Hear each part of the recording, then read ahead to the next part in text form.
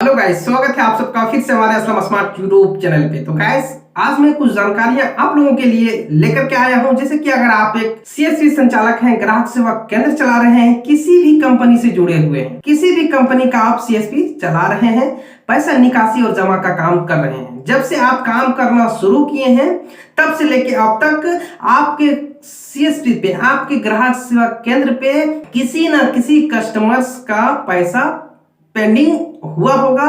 Transactions जो होती है वो फेल हुई होगी और उसके खाते से पैसा कटा होगा।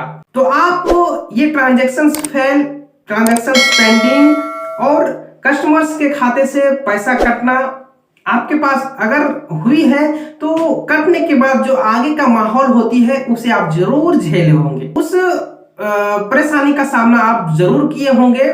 और बहुत ऐसे भाई हैं जो इस ग्राहक सेवा केंद्र पे अभी काम करना शुरू किए हैं, तो वो ऐसा ना समझें कि मैं जब से शुरू किया हूं वो तब से लेकर अब तक अभी कोई ट्रांजैक्शंस फेल नहीं हुई है, मेरे पास किसी भी कस्टमर्स का पैसा नहीं फंसा हुआ है।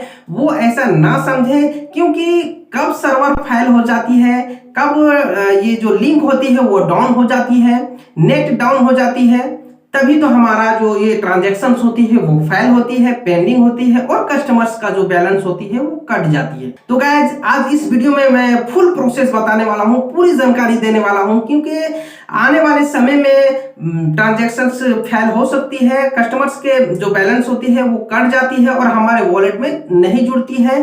तो आने वाले समय में ऐसा भी हो सकता है। मैं इस वीडियो में बताने वाला हूं कि अगर हो जाए तो उस कस्टमर्स को आप कैसे कन्विंस करेंगे, कैसे उसको भरोसा दिलाएंगे कि उनका जो पैसा है उसके खाते में रिफंड कर दिया जाएगा, उसका पैसा सेफ रखा हुआ है, उसका पैसा कहीं नहीं जाएगा, अगर कहीं जाता है तो उनको पैसा यहां से मिलेगा। तो ये भरोसा उस कस्टमर्स को आप कैसे दिलाइएगा।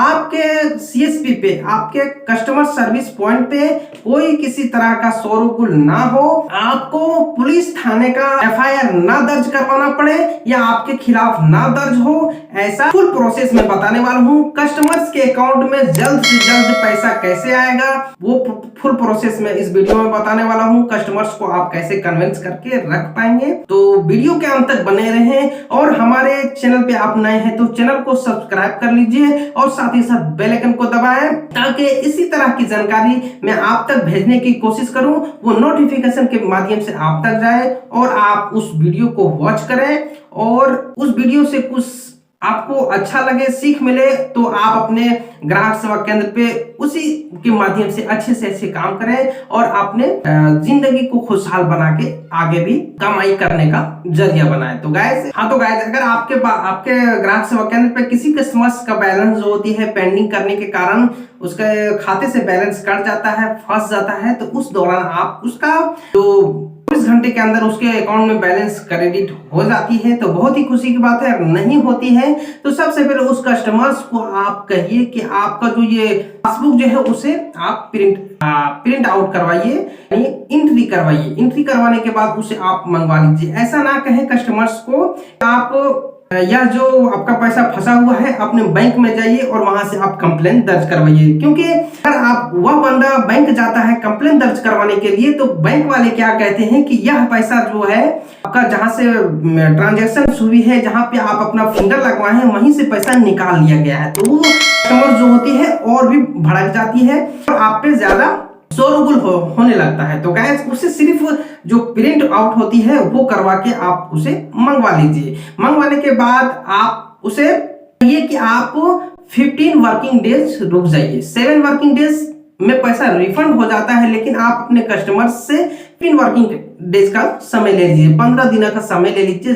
जिस दिन बैंक खुली रहती है वो दिन जोड़ के 15 दिन आप कस्टमर से मांग लीजिए कि सर आपका जो ये पैसा है वो फंस चुका है। उसे साफ क्लियर ईमानदारी के साथ बैठा के सही पूर्वक उसे बताएं कि आपका जो पैसा है वो फंस चुका है, आपका ये जो अमाउंट 15 वर्किंग डेज लगेंगे और आपका जो पैसा है आपके अकाउंट में आ जाएगा।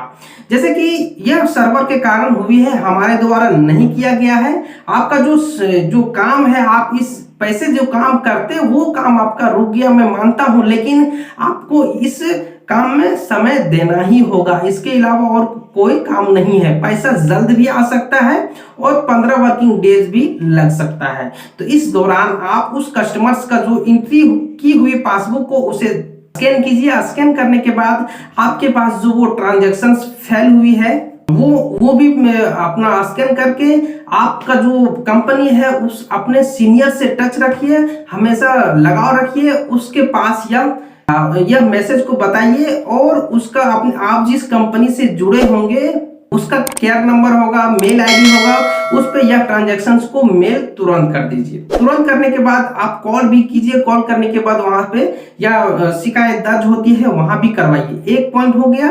और दूसरा पॉइंट मैं आपको बताता हूं, जैसे कि अगर कस्टमर्स का जैसे bank of India, bank of Baroda, state bank और भी बहुत ऐसे बैंक है जिसका फंस जाता है, किसी भी बैंक का पैसा फंसा हो, उस पासबुक के नीचे कस्टमर केयर का नंबर, वो नंबर आपको कॉल करना है। उस नंबर पे कॉल करने के बाद वहां पे उस कस्टमर्स को वहीं पे रखिएगा अपने शॉप पे, और वहां पे कस्टमर्स का कॉल लगने के बाद कस्टमर्स का डिटेल्स पूरा बताइए।